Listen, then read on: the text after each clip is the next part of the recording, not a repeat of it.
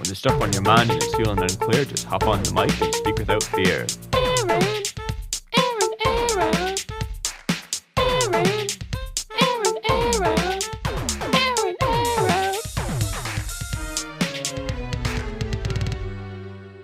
Let's air out.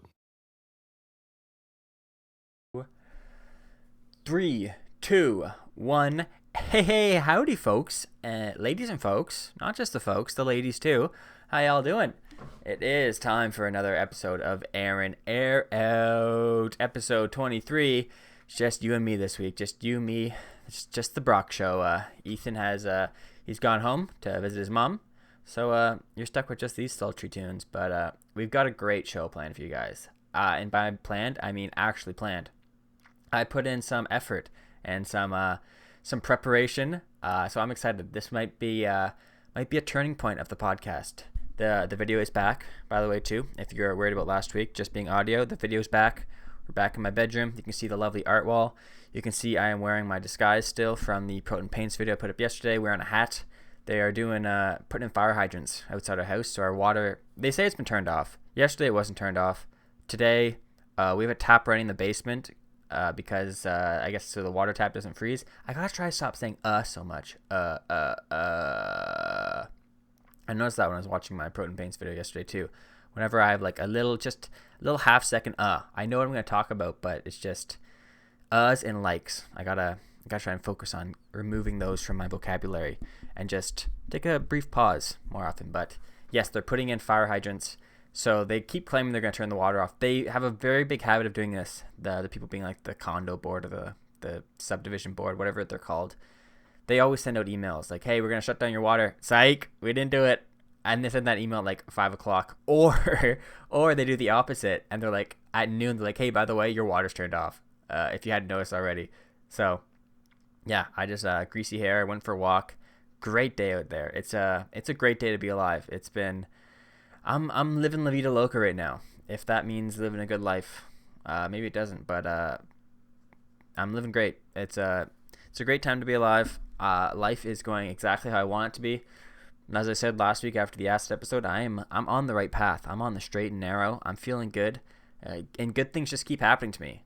I talked last week about the Chinese horoscope and how China really caused my car accident and predicted that. Which I also mentioned that I have $1,000 deductible, and that's I'm just SOL.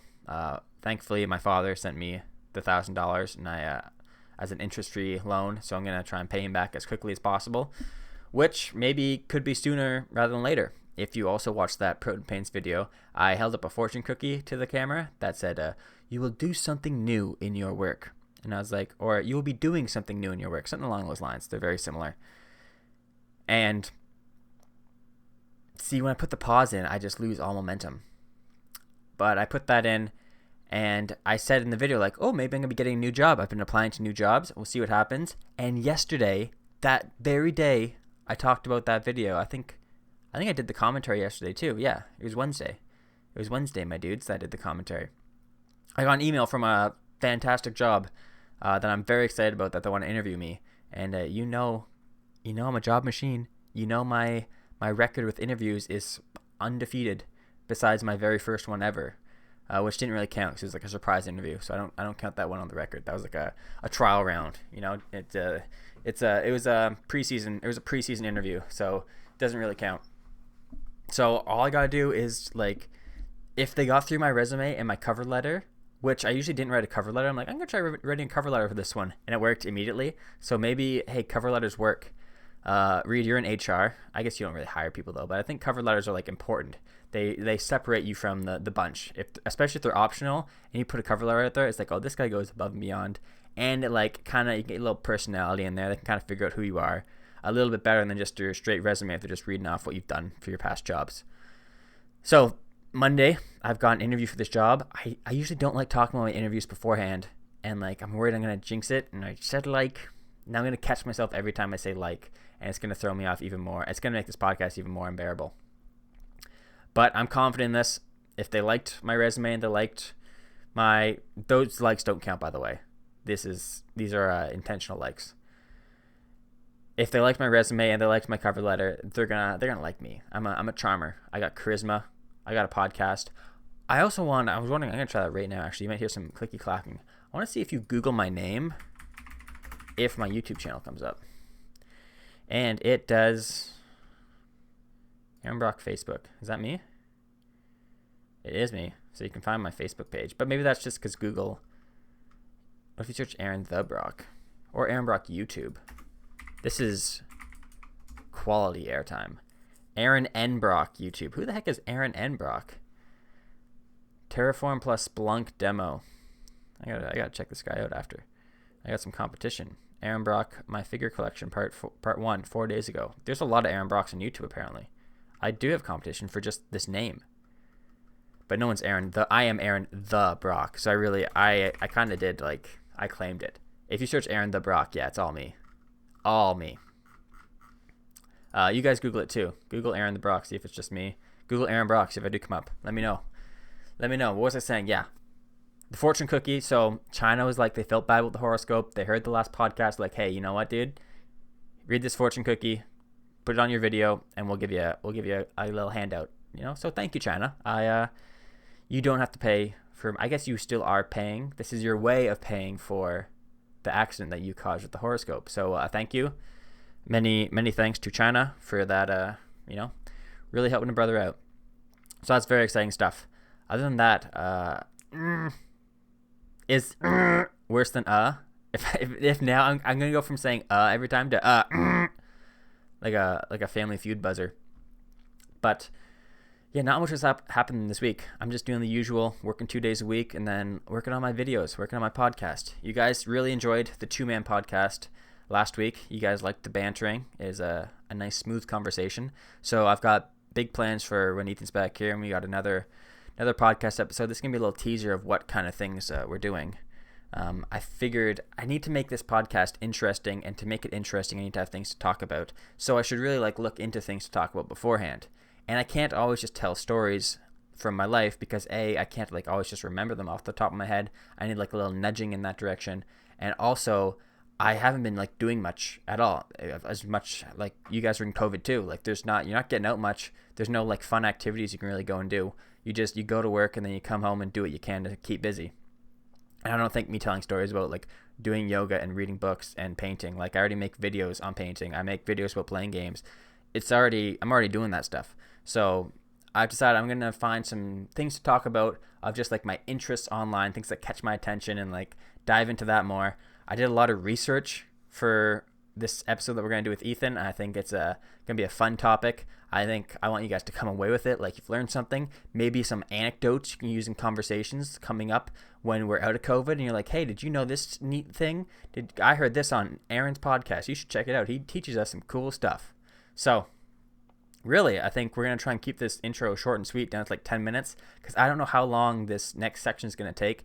I could breeze right through it, but hopefully, as I'm talking about it, I think of some witty banter and witty material to give you guys, to keep it fresh and interesting.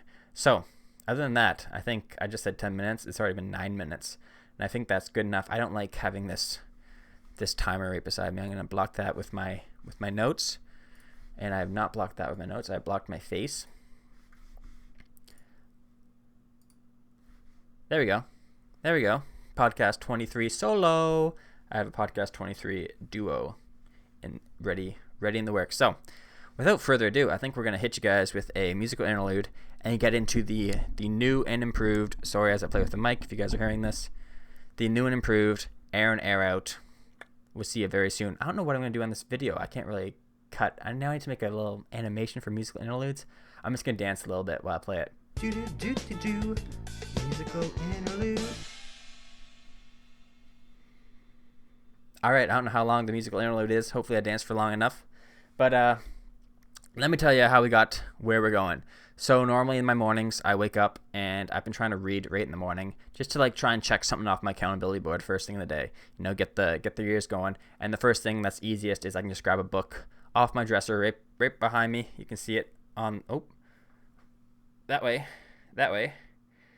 I keep all my books on there. So I'm reading that Jordan Peterson book that I talked about, which, if I remember at the end, I did want to read you guys a passage that I kind of talked about in the past, a chapter that really spoke to me. So hopefully I remember to do that in the outro. But I do my reading, try and read 25 pages of that book. They're long pages though, so like it takes me like 45 minutes or so. And then after that, I give myself some time on my phone. So usually I get up around like 8, just naturally. That's when I'm getting up. A little sleeping in extra since we're not doing yoga so early. But I'm cool with 8 o'clock. That seems like a good wake up time. And then I, kind of done my reading by like 9. Then I'm on my phone from 9 to 9:30. So I was on Reddit just browsing my phone, and I came across there's a subreddit called Age Like Milk. And Age Like Milk is all about things that, like, I guess they've aged poorly, if you couldn't tell. So someone said something, then the opposite happened. Someone did something, the opposite happened. And this post was about Lady Gaga. It was a Facebook, like a photo of a Facebook group, and the title of the group was Stefani Germanato, You Will Never Be Famous. And it was a closed group with 12 members. So Stefani Germanato, that's the name of Lady Gaga, if you don't know. So assuming this was made from like her high school classmates or her college classmates made this like group in spite of her. And then someone posted on Facebook, and clearly Lady Gaga has become quite famous, almost as famous as Aaron Earhart. She's getting there. And just this post is not really about that Facebook group. It turns out that group is fake. There's like Snopes articles about it. That's just it was never actually made. Apparently around the time like Lady Gaga was blowing up, Facebook didn't even have groups. Facebook groups came out in like 2010 or something. They were just pages before that. And Lady Gaga blew up in like 2009 or something. So it wouldn't make sense that someone would make a Facebook group saying she's never going to be famous after she's already famous and like making her paparazzi songs. So I think that was like one of her earliest ones.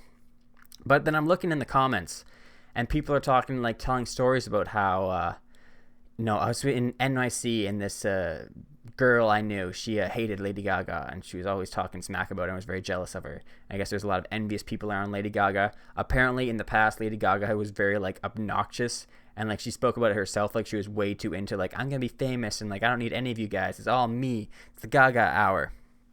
So I guess it made sense that she had some enemies growing up. And then I found someone had like linked like this might be one reason why people are a little angry at Lady Gaga, and it linked to a song which I'm gonna play in this video, and I'm gonna listen to it myself at the same time. I'm hoping if you guys hear the song too, that means this podcast didn't get taken down, or you might just hear silence. I don't even think the song is available on Spotify, so I feel like I should be okay. It's only 54 seconds long. So let's hear the song. Hopefully you can hear it. It's by Ayesha Erotica, and it's called Lina Morgana.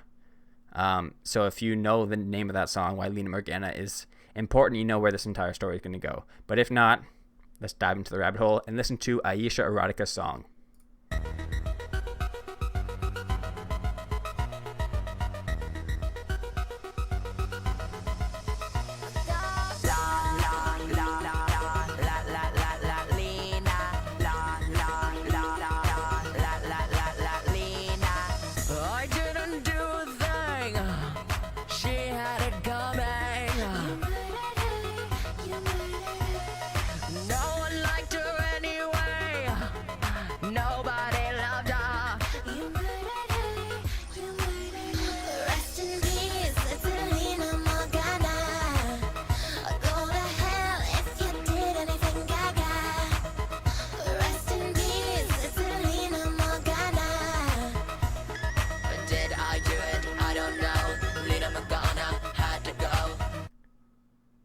All right, so that was the song. Hopefully you guys heard it.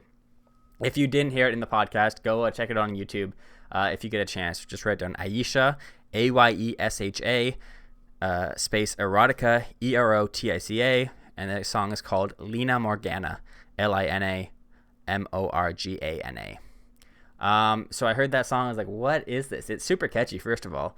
Very, very Gaga-ish. But I didn't really understand the significance of it.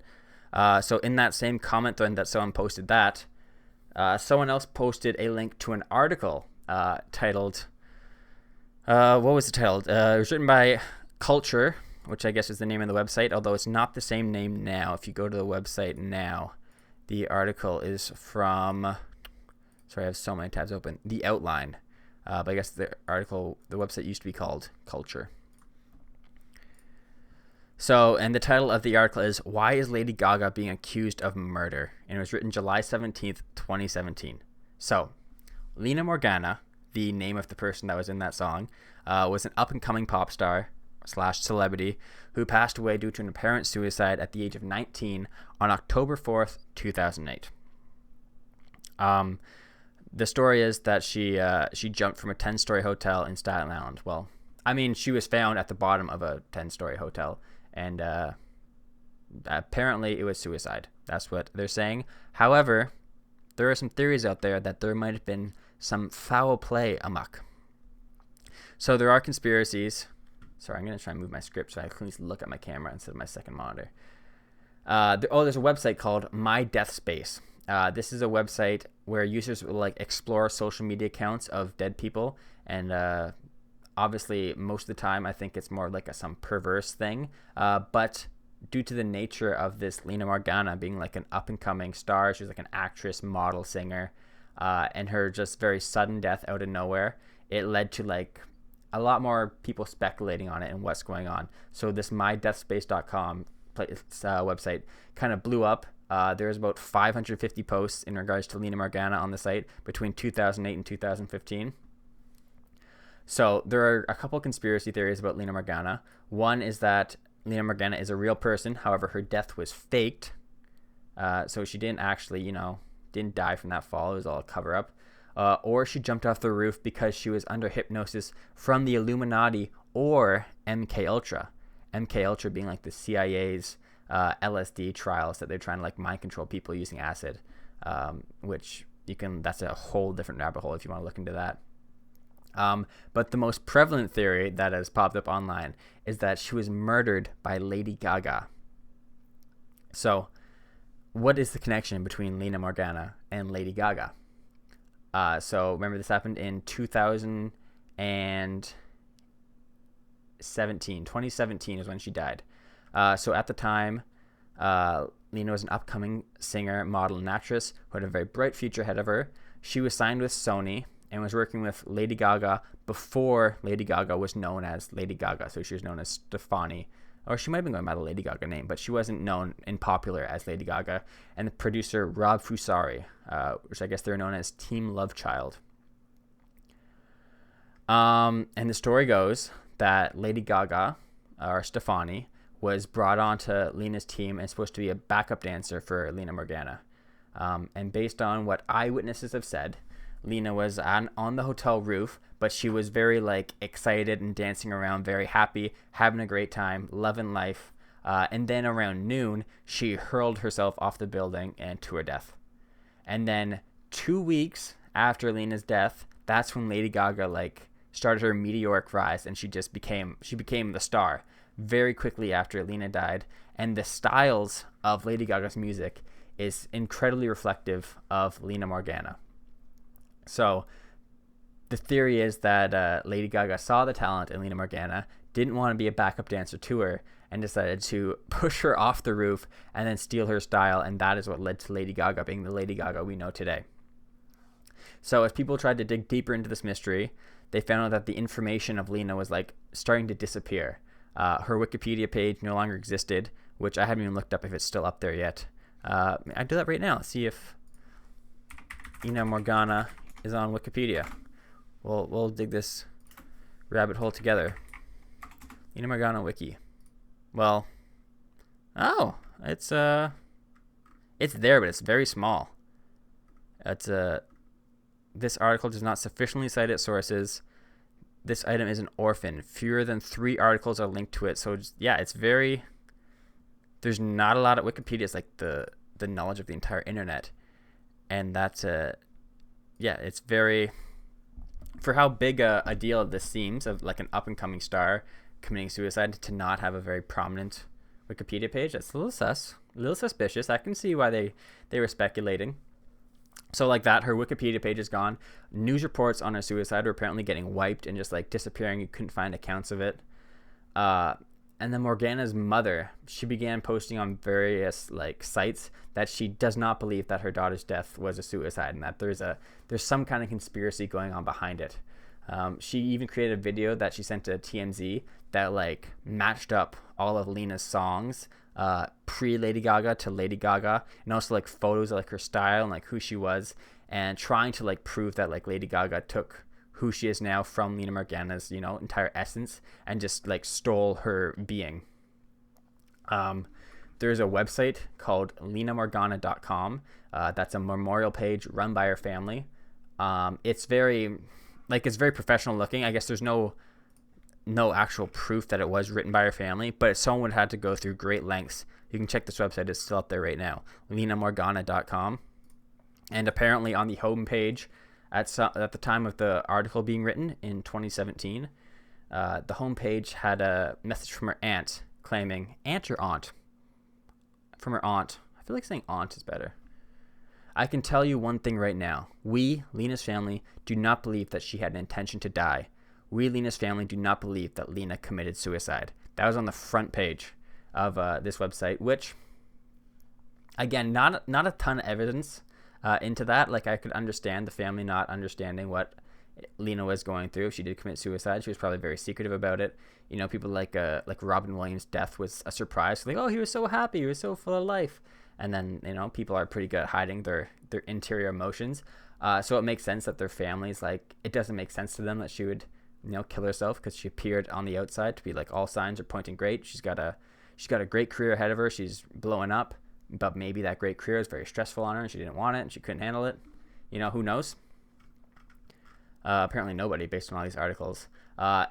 Lina's mother, whose name is Yana, talked to the New York Post in 2010 that Lady Gaga was Lady Gaga was holding her daughter's soul captive.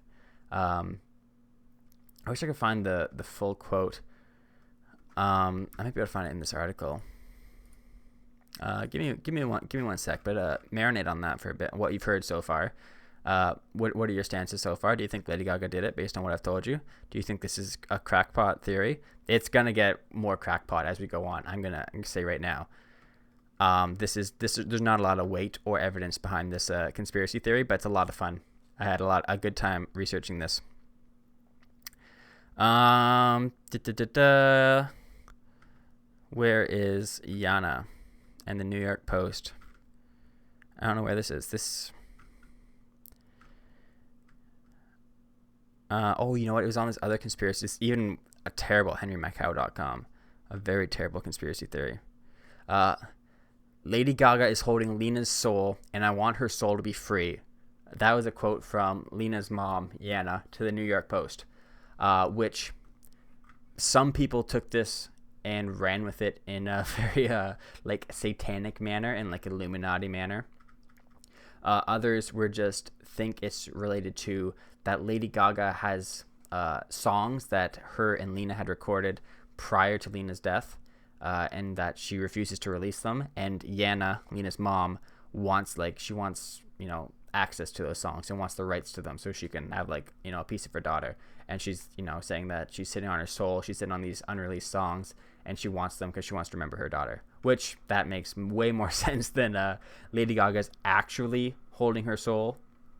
But let's get into the more fun, because this quote itself, that Lady Gaga's holding her soul, is what kind of sparked these even deeper conspiracy theories and really sent this guy, Richard Evans.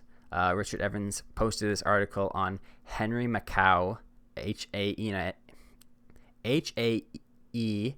there's no A, why am I saying H-A? HenryMacau.com, henrymacau.com.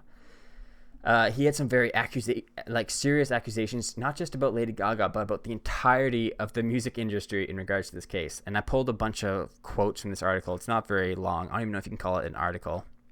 It's just a guy going crazy. The very top thing in bold letters says, anyone versed in the satanic rituals of the music industry knows that superstardom is reserved for those who murder or take part in the murder of a lover, parent, or sibling. So Richard's theory is that in order for Lady Gaga to blow up in the musical scene, the music industry that is run by Satan himself and the Illuminati, she had to make a ritual sacrifice in order to become a superstar. And that's not new to him. It's been a standard practice in Hollywood since the days of Fatty Arbuckle and Rudolph Valentino. Fatty Arbuckle, I've heard that name before. I don't know.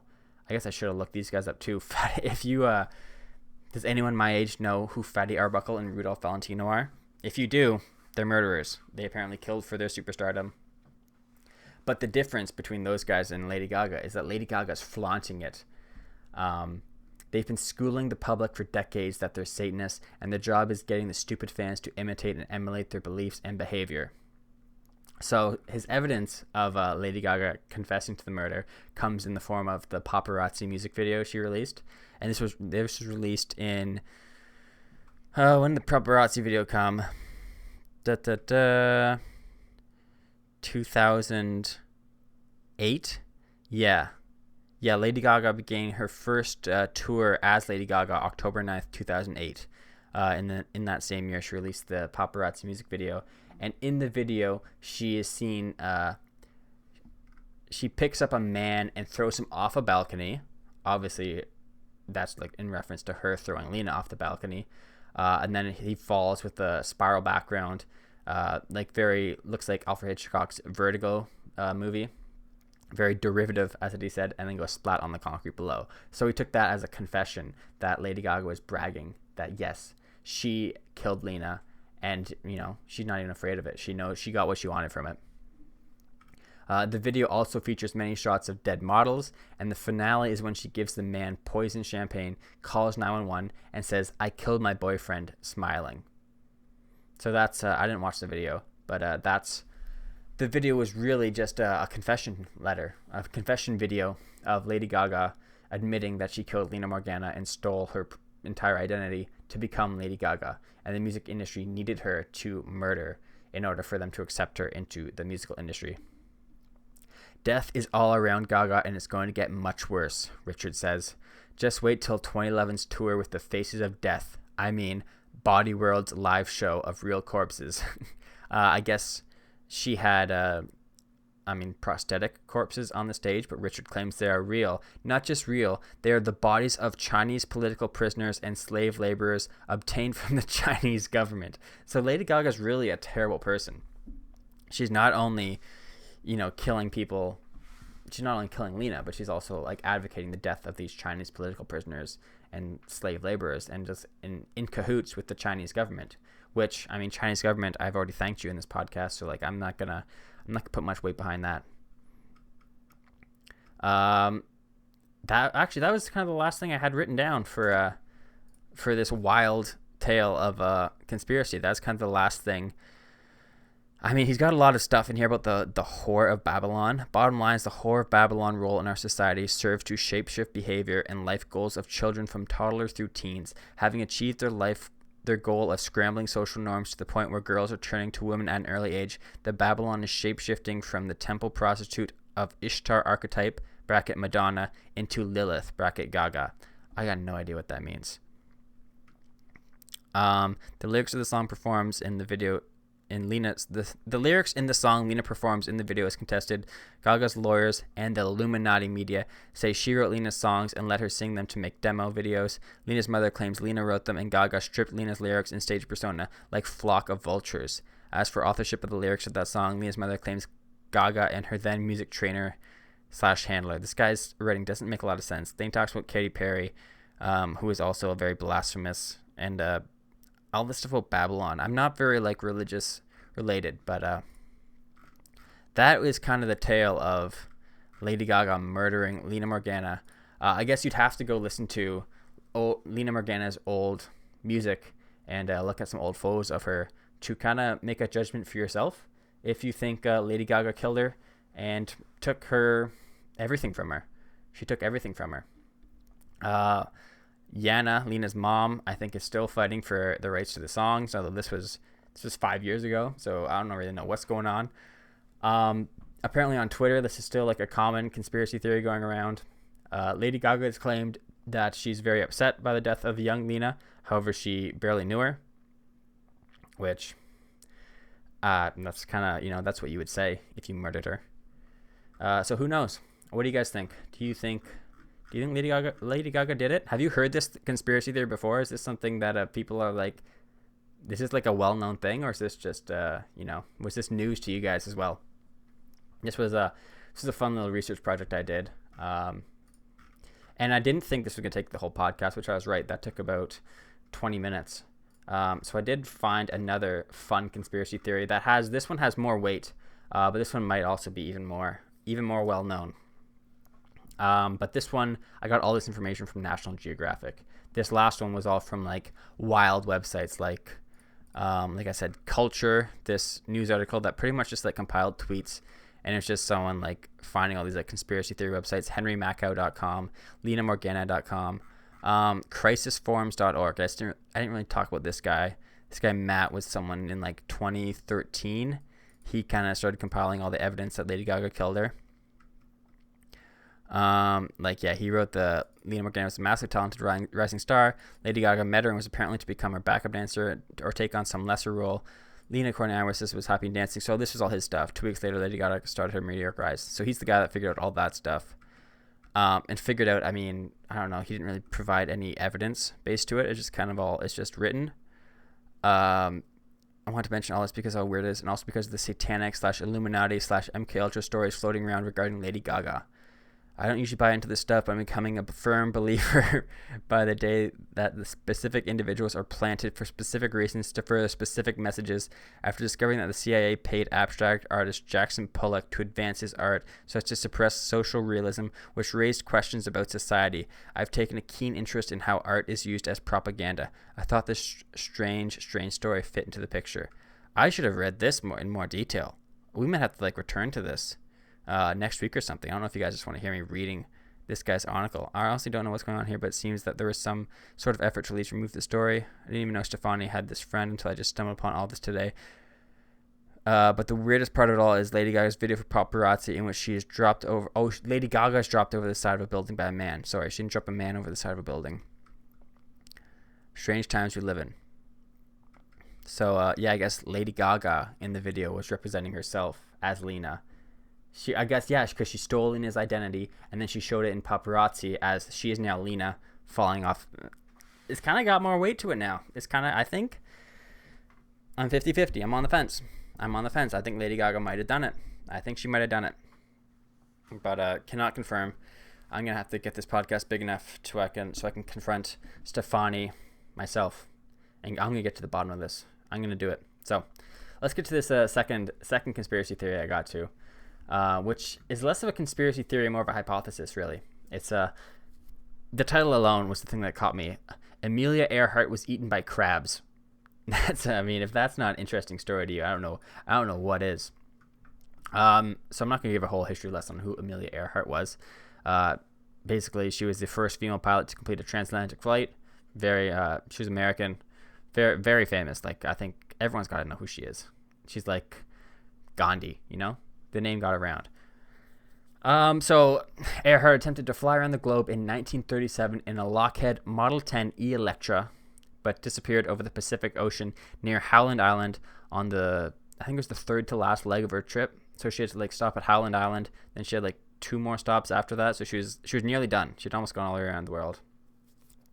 And there is the International Group for Historic Aircraft Recovery, also known as TIGHAR. TIGHAR. I'm very hard at reading just letters out, it seems. They have been researching her disappearance on Nikumaroro Island. I should look up where Howland Island is, actually, too. I did preparation for this podcast, and I apparently not enough, because I just kind of wrote down Howland Island. Where is that? It's in the Pacific. Google Maps. Give me to me on Google Maps. Well, on the Google Maps picture, there's a plane hull or a submarine. Baker Island, Howland. Where is this? Damn, this is literally in the middle of the Pacific Ocean. That's crazy. Pretty much right at the equator, it looks like. This, if I'm assuming that's the equator. In the middle. Straight south of, I can't read these Russian letters, but east of Papua New Guinea and west of Ecuador, in the middle of the ocean. So where is Nikumaroro?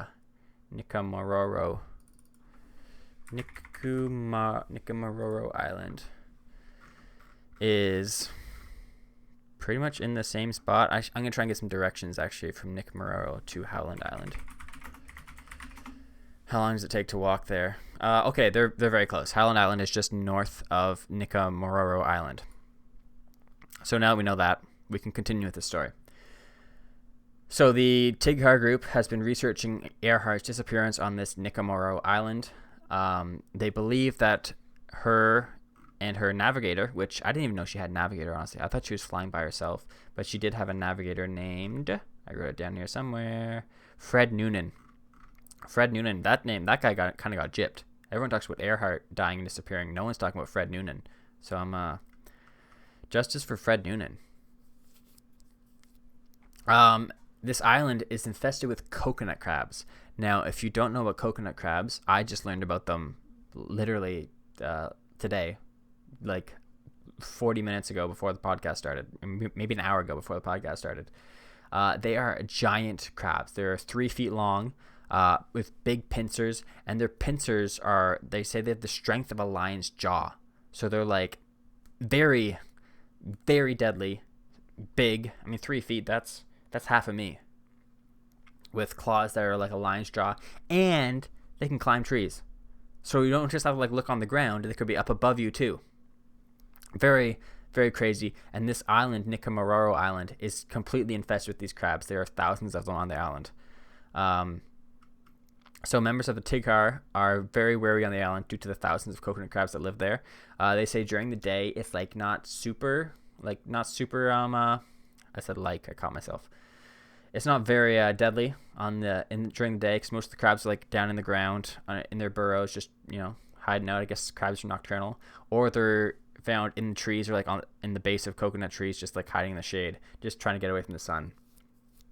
But at night, they say there's just, you shine a flashlight and there's just thousands of them around, and they're not just like I did it again. They're not just hanging out at night, like having a rave or something. This is a very hard habit to break. It's like chewing your nails. They say they close in on you at night, so they can't sleep on the ground because the crabs will like come for you. So they're carnivorous. They eat meat. I didn't even know. I thought, are normal crabs like herbivores? What do crabs eat? I don't know what regular crabs eat, but these ones, they eat flesh.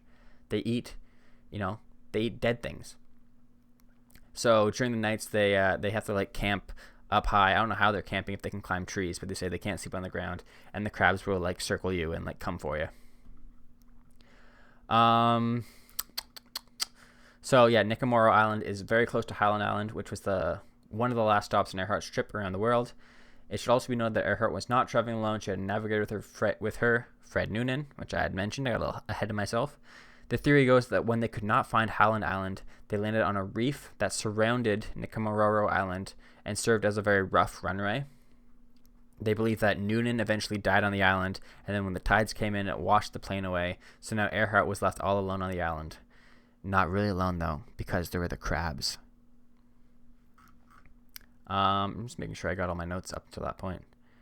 Yeah, we're good so far. You're good so far. So, in 1940, the British established a colony on the island, and there's a man named Gerald Gallagher who was serving as the colonial administrator on the island, and he sent a superior to his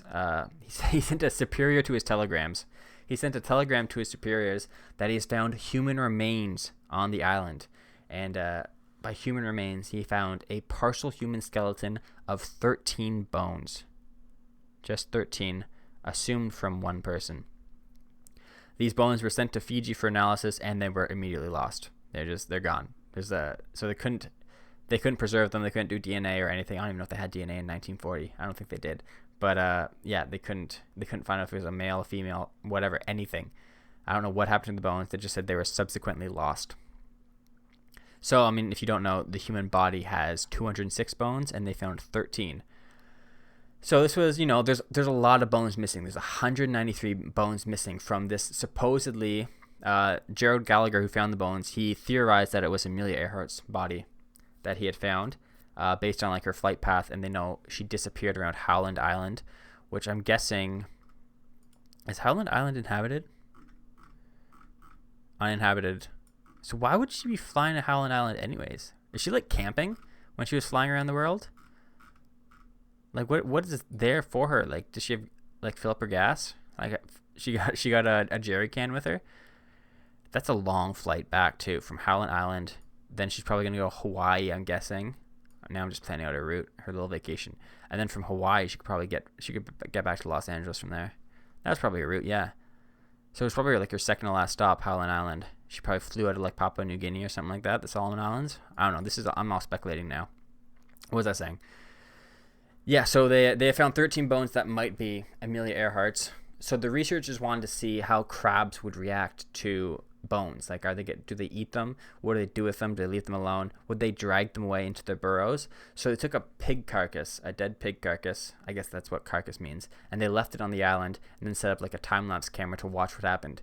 And over like, it might have been a day, like a few hours. I didn't really check how long it was, but that carcass got torn apart by crabs. They devoured it.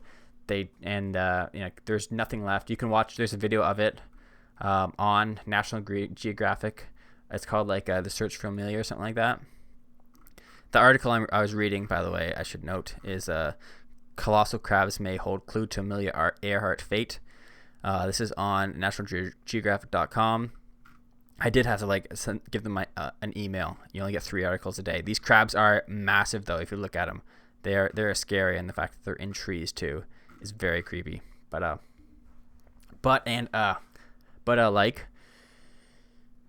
So they wanted to see how these crabs would react to the. Oh, okay. I just watched a crab kill a bird. I didn't want to see that. They wanted to see what they did with the bones, and the crabs did move the bones up to 60 feet. They dragged them away. So that does make it plausible that the rest of the bones got dragged away from Emelia's corpse and got taken down into the crab's burrows, or maybe to the shore where they got washed away, stuff like that. They do know that there's a possibility that the bones were moved by the crabs, so that could point to them missing 193 bones from her body. So now what they're thinking is that she perished on the island and her corpse was torn apart by the crabs. So she wasn't killed by the crabs. I don't know how they would prove if she was or wasn't. I guess the crabs are innocent until proven guilty. You can't say that the crabs did kill her. However, they do think that the crabs could have disturbed her body and didn't really respect her burial ground. But maybe she died from starvation, or she got sick, or lonely, or it could have been anything. Maybe she had some injuries from the plane crash. Whatever it was. I don't even know if they ever found her plane, actually, now that I think about it. I don't know if any parts of the plane have been found at some part, but the ocean's pretty deep, I hear. Pretty deep. So if it sank down there, might be a hard time finding it, Sometimes I drop a pencil or my debit card down between my car seat and my console, and that's pretty hard to get to. And that's 2 feet, if that. And that's, I know how difficult that is. So the ocean being it's got to be deeper than 15 feet or so, I'd say. Probably quite a bit deeper than my car seat. Probably pretty hard to find a plane down there. So yeah, they think she died on the island, and then the crabs ate her body and then dragged her bones way down to burrows. They had dogs on the island that were sniffing it around, and there was one point at a tree where the dogs I guess signaled that they had found human remains, though they didn't find any. They had marked the scent. And they couldn't find any remains, but they think maybe there's some old crab burrows that have just been eroded and washed away. That underground of this island there is remains of Emelia Earhart, and they're continuing to study the island. This article was written in 2019, so that's not bad. I guess I should look up the search for Emelia Earhart and see if they found anything new. But this was a cooler story, I think. This got more weight to it than the Lady Gaga story, which there's not a lot of weight to it. That was all speculation. Smithsonian Mag has a July 16th, 2021 article on I'm not reading all this for you guys. I'm just gonna Control F crabs. Doesn't even pop up, so they're clearly behind. They're Smithsonian. You are incorrect. I'm not even gonna read your article because you don't even mention the giant crabs. But yeah, I think that was it for my 2 stories. That was now I know that how much this was, like 3 pages of writing, and it took me like 35 minutes. So okay. I think having Ethan for the next portion will help drag this out, because he can ask questions that we can kind of speculate more together on the next topic. But hopefully you guys enjoyed this portion. I don't really have much else to talk about in terms of these conspiracy theories. I think just for the fun of it, I think I'm gonna say the crabs did kill Emelia, and I'm gonna say Gaga did kill Lina. We're saying it's a double homicide. I'm going double homicide on this one. You guys let me know what you think based on these 2 theories. Hopefully I explained both of them well enough. Maybe you're gonna, after this podcast, you're gonna want to go search it up more yourself, do some research on your own. Critical think is important. I think you guys should do that. It's important to question who's telling you these things, which is I didn't. I mean Richard Evans of henrymacow.com seems to be a very well-educated and smart young man with all his knowledge of Babylon, and he's got some quite the vocabulary, much a better vocabulary than I have. So it's hard to say, but this Emelia Earhart one, that was a fun research, and these were fun things to do. These are fun things. I don't normally like research. I hated doing essays in school and stuff when it's like a topic you don't care about. So I'm just finding enough like quotes that I can fill into my essay. Just enough quotes, and then I just BS around the quotes. Like I can make up enough stuff. I say like a lot, don't I? Is it more annoying that I'm now highlighting it, how much I say like? Sure, I think I've been better though. I think I have been better. Having things to talk about. See, I didn't even need that little in there. Having these things to talk about has made it easier to reduce. It's just natural. I'm finding. It's just part of my speech pattern. Yeah. But I can't help it. I'm gonna stop acknowledging it. Sorry, guys. Yeah, these were fun to research. Researching things is good when you're cool, when you're interesting, cool things. Researching things is fun when you're researching interesting and cool things. I don't have the vocabulary of Richard Evans. I should hit him up. He would be a great podcast guest. I would love to get this guy on here and really, hey man, like I'm with you. I think Gaga did it. Dude, come on, air and air out. You can air out. We can track this down. You and me, a team. Evans, Ethan, and Brock doing a podcast. Let's make it happen, people. I'm really just trying to get this last segment out to 50 minutes, and then I don't know what I'm going to talk about in the outro. I guess I can read you guys that Jordan Peterson excerpt. Try and get a little philosophizing for the last 20 minutes of the podcast. 20-minute outro, that's a hefty one. But hopefully, my hope was doing a shorter intro and then getting into these conspiracy theory things is going to help expand the audience, that I'm not just talking about myself all at the beginning and then lose interest. If we get into the nitty-gritty first and then save the me stuff for the end, I think that's a better way to do it, and it'll help keep retain people's attention better. So hopefully that does it. I think that's all I got for this conspiracy theory stuff. So let's hit you guys with another musical interlude. Musical interlude. Musical interlude. I guess that was it. I guess that time. I gotta go grab this book.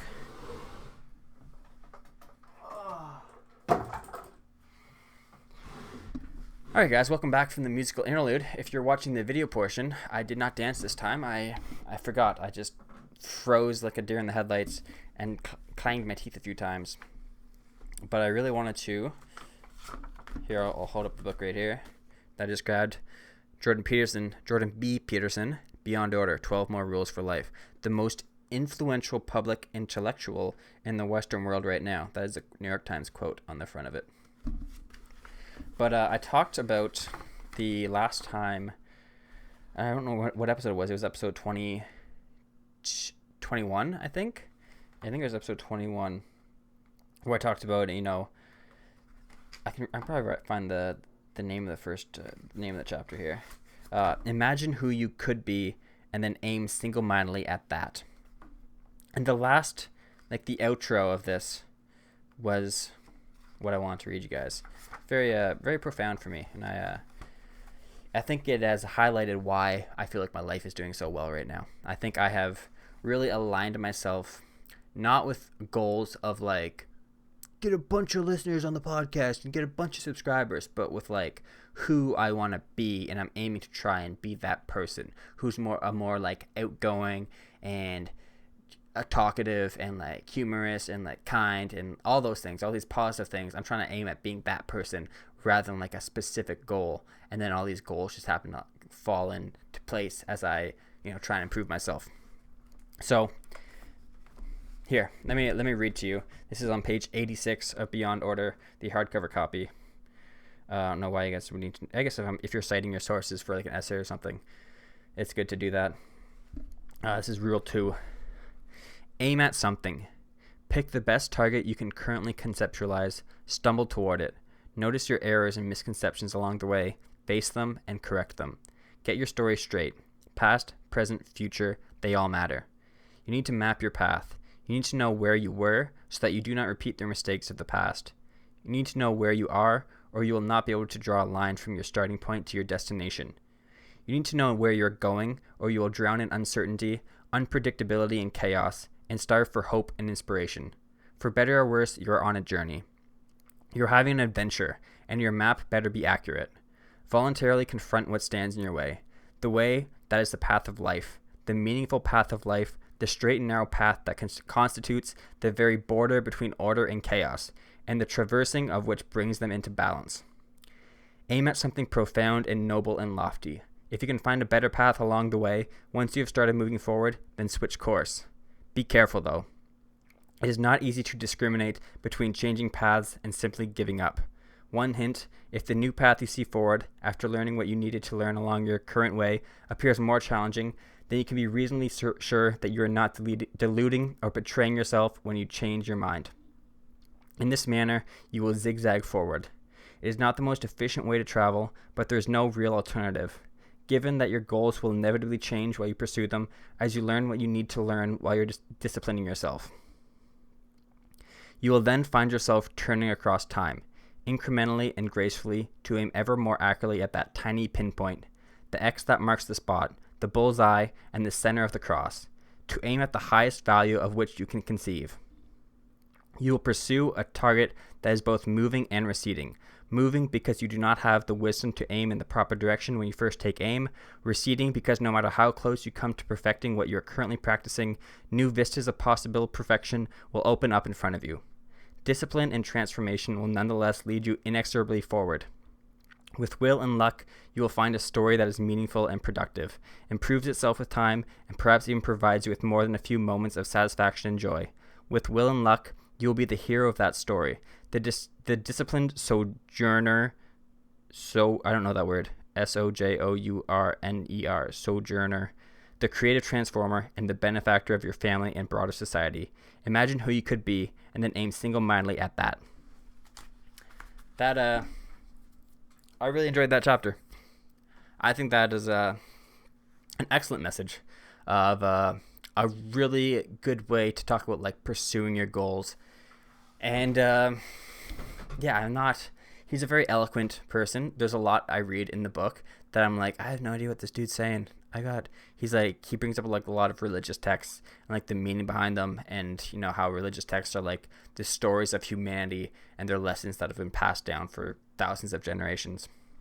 They're like the oldest stories of our species.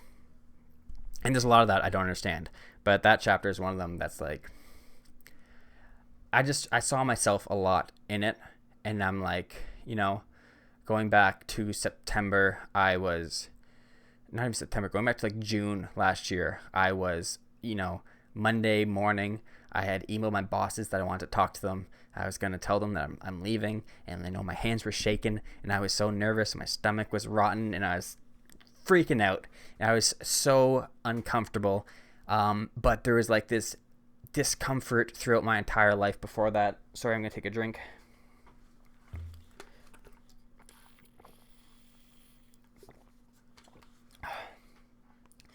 I had been living in this discomfort, not really knowing what it was for years of my life, unsure why I was like unable to find a lot of joy in what I was doing and why I was unable to like motivate myself to do things. And I was just wasting my life away.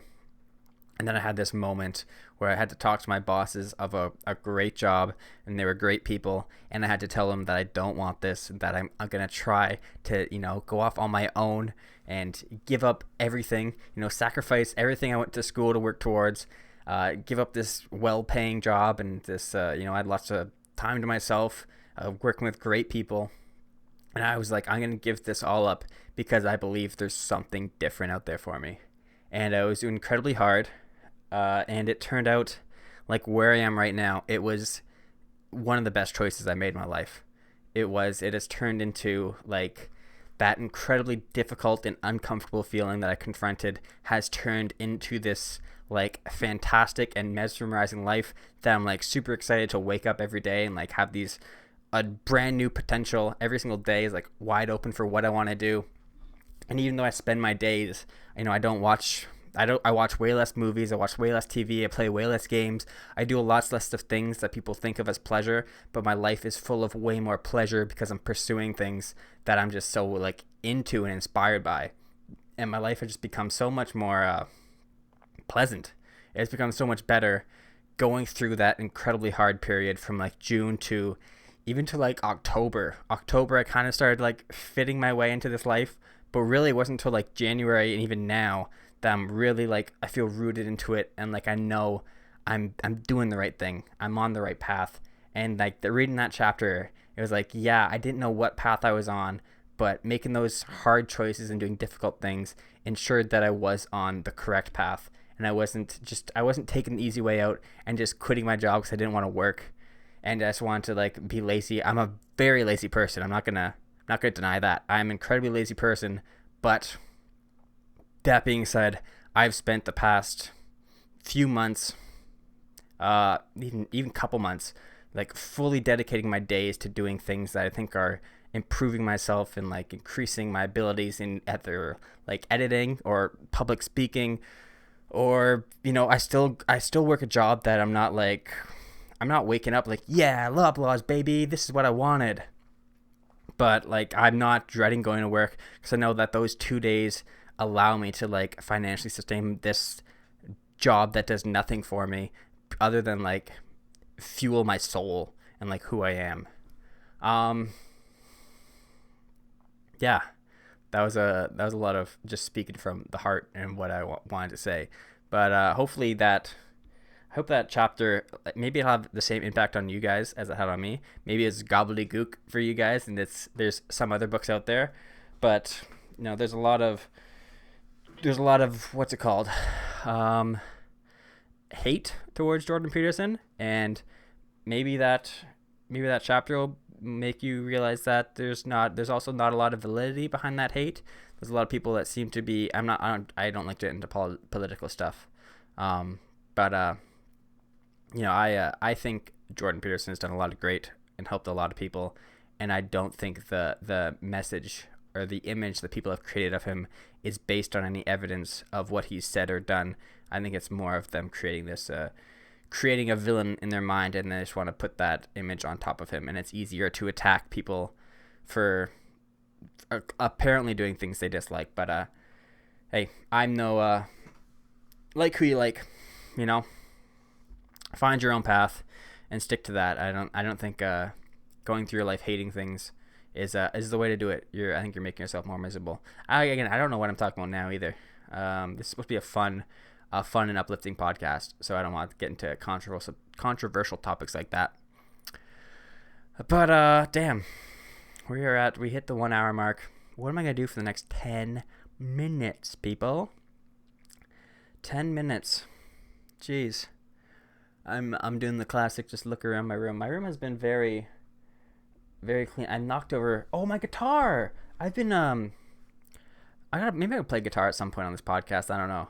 But I was in a very much like plateaued state, I feel like, in my guitar for almost a year. I got my guitar August 2020, and it is now February 2022 if you didn't know that. But I guess if you're not listening to this podcast, if you're listening to this podcast way in the future, as like, hey, what's Aaron's old podcast sound like? It is February 10th, 2022, recording this. And yeah, I struggled a lot with my chord changes, and I was doing very poorly at guitar. I was getting very discouraged at playing guitar. And I think the old Aaron before this life journey, he probably would have quit, which I did. I did like put down the guitar for months after 2020. I played it for like 3 or 4 months, and then that you get like that initial progress, that burst of progress, where like you learn a few chords and like you learn how to like basically strum. You can move your fingers a little bit around the fretboard, and then you got that's like a big jump to getting to where you can like easily transition between chords. And it just takes a lot of time and practice, which I was not into that. I was like, I want to play guitar now. I want to be a rock star right now. I don't want to put in effort. It's not fair. I want to play AC/DC now. So I just like put my guitar away and didn't touch it for months, like 6 months or so. And it wasn't until coming back to this house, where this house is going to be, no matter where I go from here, this house is going to be like a memorable house where I kind of figured out a lot of stuff. I got a lot of stuff in my life figured out, and like this house kind of corrected me, even though there's nothing special inherently about the physical structure about this house, but maybe like the atmosphere we've created, and like living with Ethan and Martin, the people I live with, and what I've been doing in here has it's created a very positive atmosphere here in my life. And it's gonna be remembered. Like the accountability board was born here, the podcast was born here, the YouTube channel was born here, the art wall was born here. Yeah, so I came back here, brought the guitar out, and started just like 15 minutes a night at least, 10, 15 minutes, and I was still bad at it early on. I didn't play it a ton. And again, coming into January, I was like, I'm really going to focus on this accountability board. I started playing the guitar more.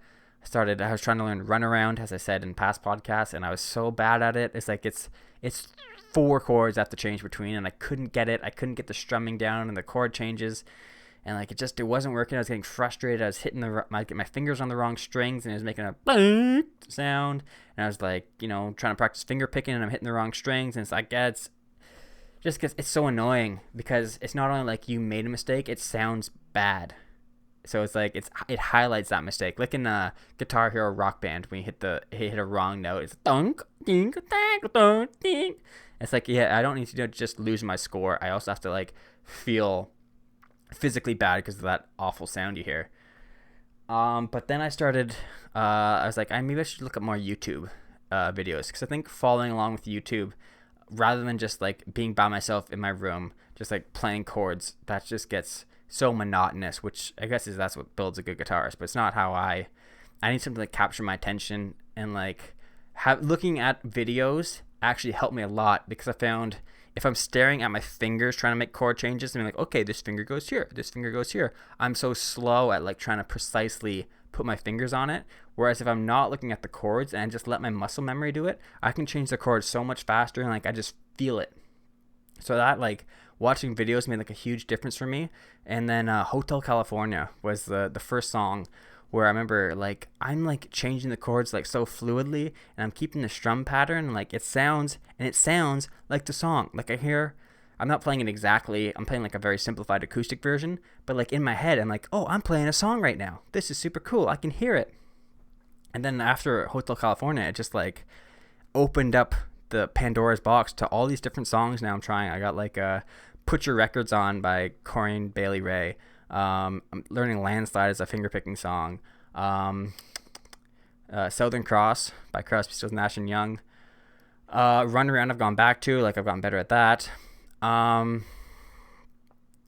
of the Rising Sun. So that's 5 songs that I can like. I'm working on. I found like jumping around between all of those, like whatever day I want. I'm not just like focusing on the same song every single day. Again, I'm trying to like break up that monotony and find like learning different songs each time. Which maybe you can like take this into other things you want to learn, other habits or other talents. Just if you're finding you're hitting like plateaus or stuff, finding different ways that you can practice it without doing like the same old thing every single day. I mean, like guitar is easy. Finding a different song that's like similar chords, and then learning those chord transitions. Oh, I need more water. I've talked a lot. Sorry about that. I don't know why I'm apologizing. I need to hydrate. You guys drink water too. Yeah, I think like learning different songs with the same chords, but then rather than like going from G A C, going like C A G, just changing up where your fingers are starting and ending, even though they're all the same chord shapes. That was like super helpful for me. I'm sure this is all like beginner guitar stuff. I don't know why. This is like this is important to me. This podcast is about me. You guys listen to Aaron air out. It's Aaron air out, not you guys air out. Although it should be. I thought like that could be a fun part of the podcast too. But my niche would be like talking to people, but not famous people. Talking like just everyday people. I think people are fascinating, as I've said before. So like just talking to my friends who are famous you guys are celebrities in my eyes. You know, you're like the people I want to hang out with. There's the people I already know. I don't want to spend time with celebrities I see on TV that I don't know. I want to hang out with the people that I know I care about and like make me laugh already. So like that could be like a fun part of the podcast. Like not necessarily, I think just the addition of two people, as you saw on the last podcast, is a great, like, it just makes the conversation flow so much better. Even though I've gotten better at this, talking like solo, one-on-one, just me and you guys. It's weird how like my brain has changed from like before I'm talking to a camera, this is so stressful, to now I do feel like I'm talking to you guys. It's weird because I know people are listening. The podcast has actually been doing like pretty well. I've been checking the numbers today, and like it's been a good month for the podcast. And last month, there's like, I gotta catch my breath. I talk too fast.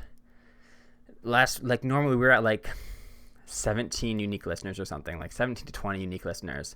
And I checked it today, and we're like at like 36 unique listeners. Like we're jumping up. More people are checking this thing out. I don't know who they are. I wish there's some way I could do it. They're all in Ontario, so I'm assuming it's all people I know. I guess most of them are. We got a good male-female split. Like it's like 50-40 male-female, and then like 8% non-binary, and then 2% other or something like that. So like a good, like right down the middle. Actually, I figured out this like Spotify for podcasters thing, and it's pretty neat. They got some different stats that I could see. Spotify for podcasters. They had some very interesting stats that I popped up, which one thing was Spotify is a much more female listenership on Spotify. On my Anchor, I'll pull up both these stats. This is where I just talk about the podcast. I don't even know whatever I was talking about before I got to jumped off this ship. Guitar. Sorry about that. I don't know where that was going. It's out of my brain now. I'm learning guitar better. I can play more songs now, and I'm enjoying it more. I gained 3 podcast listens in the time of recording this podcast. Like that's awesome. I was gonna swear that is super cool. What was I doing? I'm on the dashboard. Yes. So on this Anchor app, this encompasses every platform: Spotify, Apple, web browser, Google, and then other. 54% male, 39% female, 8% non-binary.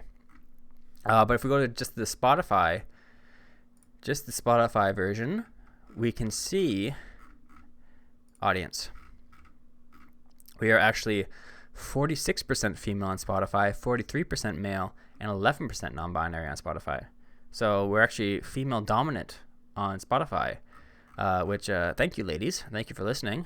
I'm glad I can kind of talk equally to both male and female. It's not just a sausage fest in here. So that's very cool. There are other things I want to see. There are clue stats. Artists they're listening to. I can see you the fans, the most streamed artists you guys listen to in the last 28 days. It gives me 5 of them. So you guys listen to The Weeknd, Ed Sheeran, James Arthur, Glass Animals, and Blink-182. Those are the top 5. Those are the ones I can only see 5. But I know who The Weeknd is. I know who Ed Sheeran is. I don't know who James Arthur is. I don't know who Glass Animals is. Let me click on Glass Animals. What's their number 1 song? Heat Waves. What song is Heat Waves? I'm going to listen to it. Do I know this song? I don't think so. The song has 1.2 billion plays, and I've never heard it before. That is interesting. James Arthur, I don't know who that is either. Who is James Arthur? This is Aaron. Say You Won't Let Go. Oh, I know. I think I know this song. Yeah, I know this song. Sarah played this song a lot. 2 billion plays. Jeez. I get like 30 plays, so that's cool. One day. Imagine a podcast with 2 billion plays. I don't think Joey Rogan does that. He gets like 200 million per episode or something. Per month, I think, actually. Like 2 or 4 million per episode. Yeah, you guys are... Those are the artists you listen to. Weekend, Ed Sheeran, James Arthur, Glass Animals, Blink-182. Any other cool stats on here? We've been at 22 followers consistently. It's just a straight line. No one has like added to it or taken away from it. So hey, if you're not following us on Spotify, I would say go ahead and check that out. If you're listening this far on the podcast, you clearly enjoy it. So sauce us a follow on Spotify. Yeah, other than that, let's look at the 90 days. Yeah, January was a very good month for us in the podcast, and February is starting as a very good month for us. So it's very exciting to see. We've got 51 listeners. Measures the number of unique Spotify users who started an episode in your catalog. Okay, that's cool too. 51 unique on Spotify. I don't know why that's different than Anchor, but whatever. Have I bored you guys enough with my stats? If you've gotten this far, obviously not. But that's an hour 10. I think that's an exciting podcast. I'm excited to continue on this path, see where it takes me. If it branches off to more difficult things, maybe next week if I start next week very hello ladies and folks, I probably didn't get the job that I'm very excited to interview for, but if not, I'm gonna be like even more fired up than I was right now, and I'm pretty fired up right now. The energy levels are just gonna keep going up on these podcasts as I'm just loving life. I'm just loving life right now. It is awesome. Like I said, it's a great day to be alive. I hope you guys are finding as much success in 2022 as I am. If not, I hope maybe some stuff I talked about in this episode will help you find your way. Maybe that chapter I read in the book, not even a chapter, the paragraphs I read in the book help you out. Other than that, thank you all for listening. I hope you guys enjoyed another episode. I guess, I gotta make that trailer. I got a lot of work to do still on this YouTube and Facebook. Did I ever talk about the end of the Facebook ad? I didn't. I got so much stuff I could possibly talk about, guys. I can't. This would be like a 2-hour podcast if I just kept yammering, but I'm not going to do that for you guys. I'm going to cut it short here. Not even short. Cut it normal. I'm rambling still. All right, guys. Thanks for listening. We'll talk to you next week. Have a good one. Hey, you did a great job listening to this podcast, and I really think you're going to do a great job again next week. So be sure to tune in to Air In, Air Out every Friday on Spotify, Google, and Apple. Also, find me on YouTube at Aaron the Brock. Take it easy, folks.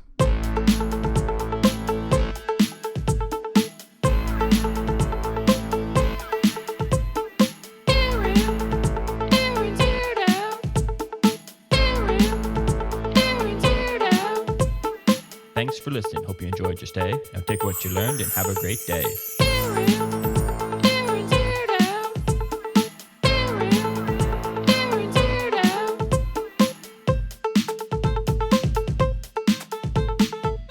Damn, it feels good to air out.